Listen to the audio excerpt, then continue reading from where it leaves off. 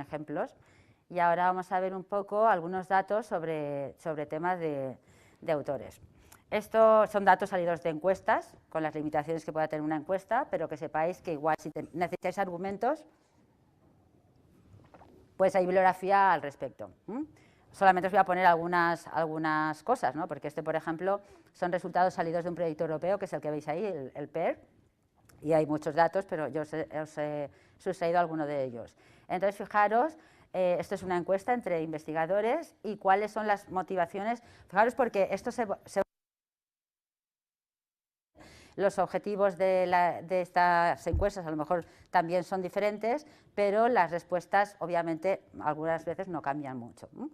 Entonces, fijaros, en los motivos para el repositorio. Una, porque lo requiere el que te emplea, es decir, si yo pertenezco a la Universidad de Navarra, pues va a ser mi universidad la que me lo esté solicitando, o bien porque existe el repositorio y el gestor del repositorio está bastante pendiente de los autores y que cumplan con lo que tienen que hacer, y luego también por los bibliotecarios, que hay veces, o muchas veces, en que los repositorios están gestionados por las bibliotecas. Entonces, bueno, tener en mente también estos resultados. Esta misma encuesta, y eso también es importante, en función de qué disciplina, quién hace ese depósito. Sabéis que está el depósito directo o el depósito delegado. El delegado es pues que alguien fuera, que no soy yo, me hace ese depósito. Bueno, pues en este caso preguntaron, bueno, ¿y quién se lo hace?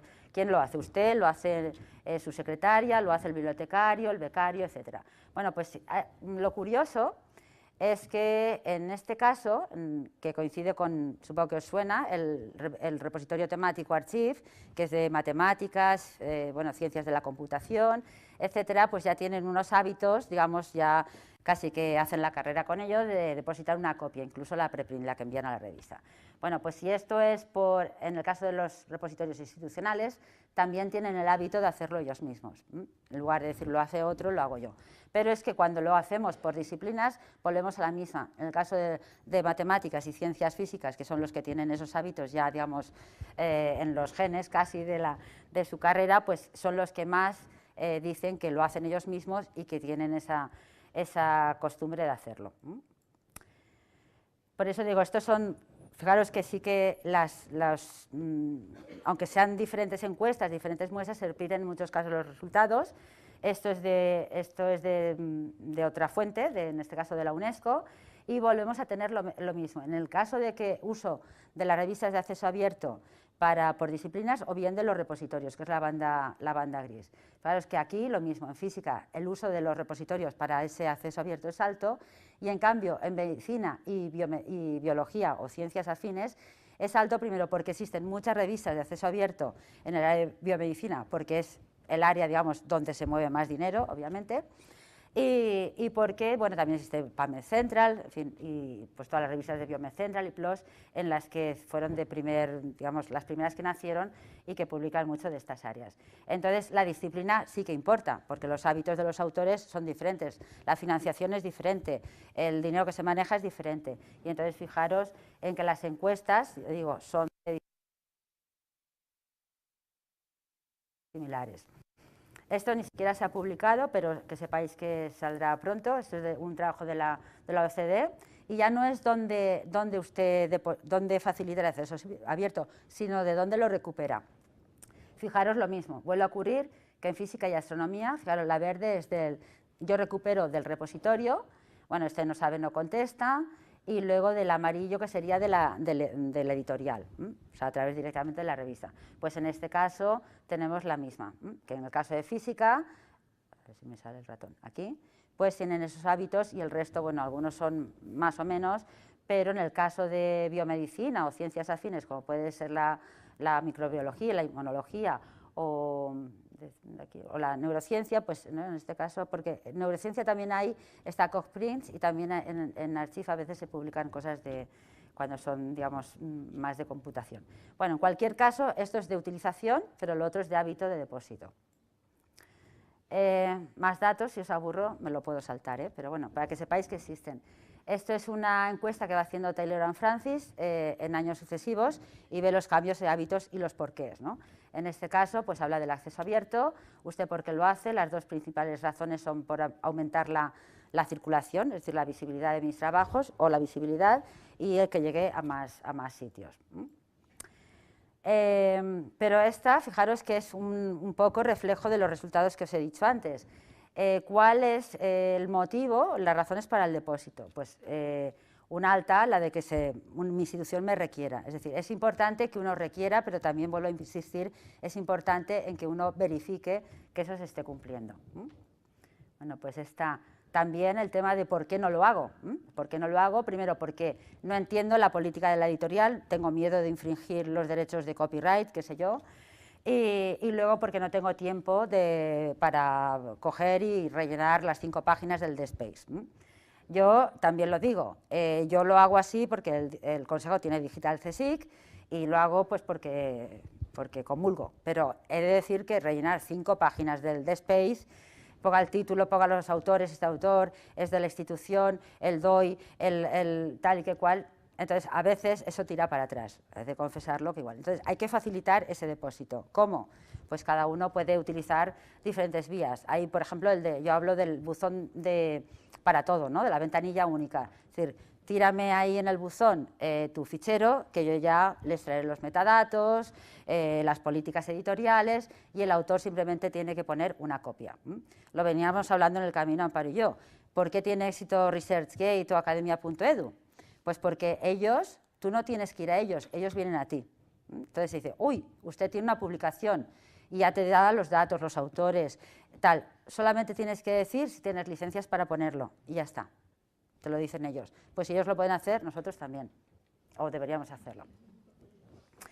Luego más datos para que veáis que se van repitiendo. Eso lo hizo la Asociación de Universidades Europeas y en distintos países. Entonces, fijaros que estas dos se van repitiendo. Bueno, también es verdad que está la pregunta, pero podría ser que el porcentaje de respuesta no fuera tan alto, siempre lo mismo, porque los investigadores cuando piensan en acceso abierto, no sé si es vuestra experiencia, pero la mía, estando de investigador en un centro, piensan en revistas, es decir, revistas y además que tengo que pagar, y eso no es así, hemos visto que no es así.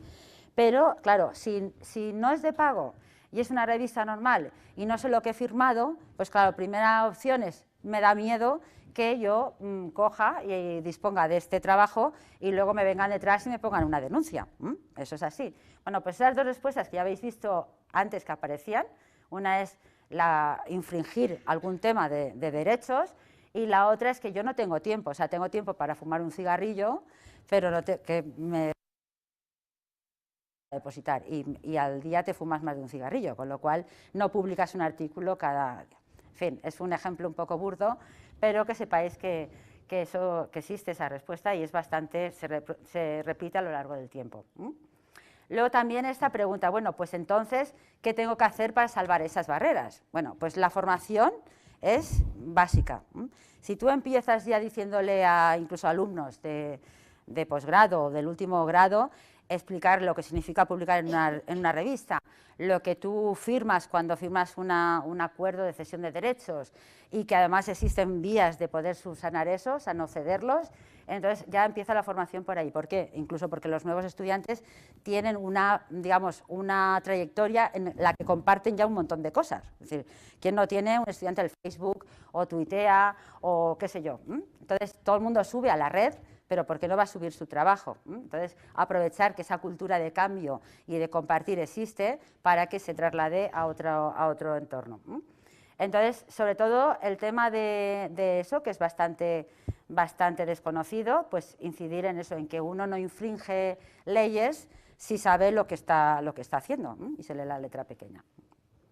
Bueno, pues estos son, fijaros que son encuestas, yo os la pongo, ya digo, igual son muchos datos, pero que sepáis que existen.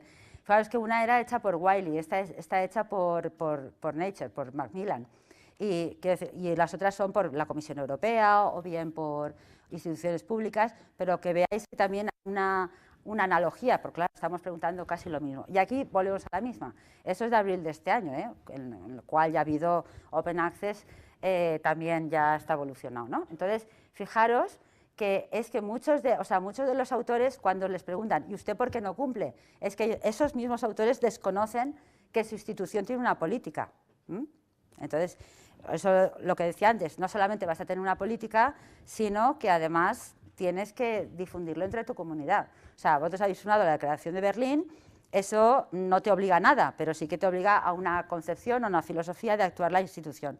Pues eso hay que divulgarlo. ¿Cómo? Eso ya lo tenéis que decidir vosotros. Que se hace en la encuesta, os he puesto esas dos, una porque desconozco que esa política existe, y luego pues porque lo mismo, sí sé que existen revistas porque la gente asocia el acceso abierto, sobre todo en los investigadores que publican en abierto, pero o son muy caras, por ejemplo, pues aquí no tengo dinero para pagarlo, o bien la calidad de esas revistas pues es un poco dudosa, cosa que también es una concepción que es falsa. Hay revistas de acceso abierto que son buenas y otras menos buenas, igual que las de pago, las hay buenas y otras que son de dudosa calidad. Entonces, bueno, en cualquier caso, si se asocia el acceso abierto con revistas, pues entonces, evidentemente, pues surgen respuestas como esta. Esto es de la Comisión Europea, no sé si estáis un poco hartos de datos, pero yo creo que hay que decirlos y luego cada uno ya. Esto es sobre una consulta que hizo sobre la ciencia abierta. Fijaros que en el 7º programa marco es un piloto del acceso abierto. Ya en el Horizonte 20 es una obligación el acceso abierto y hay un piloto de datos. Pues seguramente en la siguiente convocatoria, y sobre todo porque en el Horizonte 2020 no es obligado, pero si os leéis la convocatoria, las áreas que cubre el piloto de datos requiere que como un informe deliberable, nunca me sale el nombre en castellano, bueno, uno de los informes que tienes que dar del proyecto, anuales o semestrales, en este caso es semestral. No es obligatorio en lo que es la aplicación de poner el plan de gestión de datos, pero sí lo va a ser si te conceden el proyecto que a los 6 meses tú hagas un plan de gestión de datos. Y yo estoy seguro que si hacemos una encuesta entre los investigadores, dicen, ¿y eso qué es? Bueno, pues algo tan obvio como decir, cuando yo planifico una investigación, paso 1, paso 2. La gente no piensa en qué va a hacer con esos datos o qué datos puede recuperar o puede obtener. Entonces, la comisión le va a pedir que esos 6 meses hay una plantilla para hacerlo, o sea, da un modelo, pero luego hay también, supongo que por lo menos los bibliotecarios sabéis del Pagoda. El Pagoda es una adaptación del Digital Curation Center, de un programa que tiene para hacer una gestión de datos, que es bastante amplio y te genera un informe. Bueno, pues Pagoda lo ha traducido el consorcio Madroño y es así Pagoda, si ponéis Pagoda. No lo he puesto aquí, pero que lo sepáis. Y es un plan de gestión de datos, tú ingresas tu proyecto, si es de la Comunidad Europea, si es de la LRC o de otros. Y entonces ella va marcando las pautas que tienes que facilitar para hacer un buen plan de gestión de datos.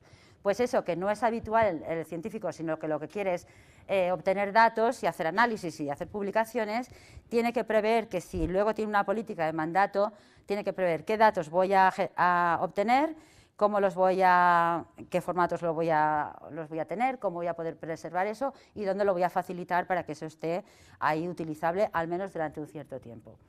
Bueno, pues esto, digamos que si Europa va hacia el acceso abierto, esto lo hacen igual que lo hicieron para el piloto, para el Horizonte 20, antes hicieron una encuesta, pues aquí han hecho lo mismo. Vamos a ver si la gente tiene conocimiento de lo que significa la ciencia, aquí le llamaban ciencia punto 2, la gente entendía como herramientas 2.0, con lo cual al final optaron por cambiar al Open Science. Bueno, pues esto lo voy a dejar para que vosotros lo miréis, porque si no veo que hay muchos datos. Pero bueno, en este caso preguntaban sobre datos, cuáles eran las opciones, de cómo veías tú esto de que requerían los datos, o bien las ventajas, inconvenientes o posibilidades, etcétera. Bueno, pues ahí lo tenéis y lo ponéis vosotros para su análisis. Me voy a detener en este caso, que es un poco más general, sobre las barreras. Fijaros que al preguntar sobre 2.0, mucha gente asocia a las redes sociales, etcétera. Entonces, pues seguramente quien contestó esto dice, bueno, pues al 50-50 estoy totalmente de acuerdo, pero todavía no lo manejo mucho, pero luego también habla de la calidad, de ver asegurar la calidad de esas fuentes, ¿eh? Pero yo creo que también estaban pensando en esas herramientas 2.0, que dice, claro, es que yo lo pongo en un blog de eso y no sé, ¿cómo garantizo que el que lo mire lo va a mirar bien, mal, o si todo el mundo pone lo que quiere, qué calidad tiene eso, ¿no? Entonces, bueno, que sepáis que, pero vuelvo al principio, la reflexión, esto no se hace porque la Comisión Europea quiere publicar esto y queda muy bonito, ¿eh? O sea, todo tiene su intencionalidad. Si, repito, la del 7º programa marco fue un piloto, hubo previamente, en el 2012, ya hubo también otra encuesta. Ahora es en el 2014, porque claro, van mirando con, el programa marco pues dura, ¿qué? 6, 7 años. Entonces, con vistas al futuro. Entonces, esto no es casual, fundado en cosas así, o bueno, otro tipo de consultas, pues van a dirigir las directrices de Europa en los próximos años. Esto es más de la encuesta. Y esto también son recomendaciones salidas de un proyecto europeo que es sobre datos. Y bueno, como resumen, pues hablaba mucho eso de que son estas cuatro partes a las que va dirigida, y entonces sobre todo habla mucho también de la financiación. Vuelvo a decir lo mismo. ¿Ya tenemos? Sí, no, ya estoy terminando. Entonces también lo tenéis, es un informe hecho de este año,